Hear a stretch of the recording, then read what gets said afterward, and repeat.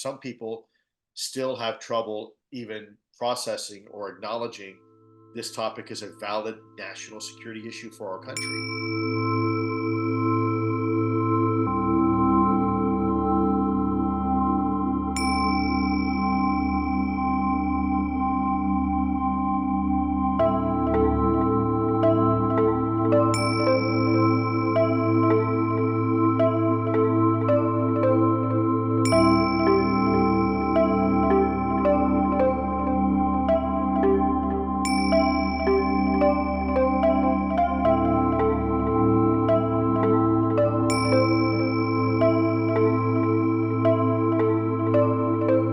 What the American population and what the world has seen with those three videos is a very, very, very um, the least compelling videos, but also the unclassified videos that we could get out to prove that these things existed.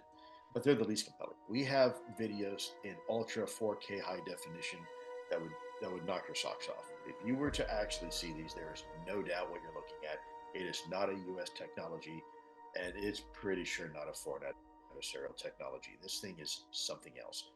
And there's lots of these videos. Are they going to be released? That's not up to me. I wish they would. It's my observation that there is a faction of people in the government now that want this conversation to come out, that we've kept it sequestered for far too long. You have a former director of national intelligence, Ratcliffe, a former director of the Central Intelligence Agency, Brennan, and a former president of the United States, all coming out on the record in the last 3 years saying, yeah, this is a topic that deserves real study. These things are real. Whatever they are, wherever they're from, this is real. I believe that this topic has been kept secret for far too long. Pilots, trained observers, combat pilots reporting something that is not behaving like an typical aircraft, doesn't look like a typical aircraft. It's being backed up by gun camera footage, and it's also being backed up by radar data. So you've got 3 points of intersecting information that are all confirming the same incident at the same time under the same circumstances, right?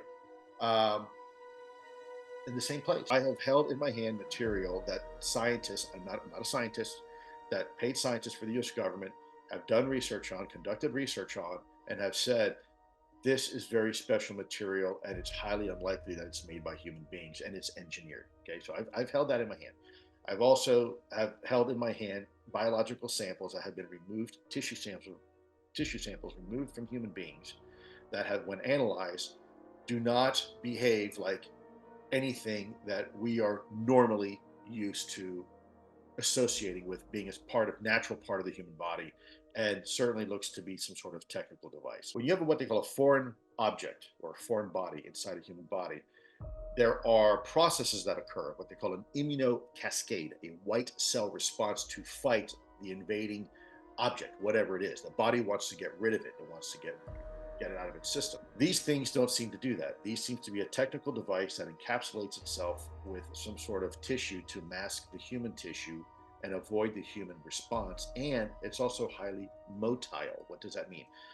It moves and tries to, seemingly, according to the doctors who have tried to remove these things, move and avoid detection. It was my experience. No one can ever take that away from me. And it was approved by the Pentagon, and now it's out. So hopefully, as we go down the road of further disclosure and more people come out, they don't have to rehash old history. They can start from where the book leaves off and say, okay, now that that's part of the record, here's, the rest of the story.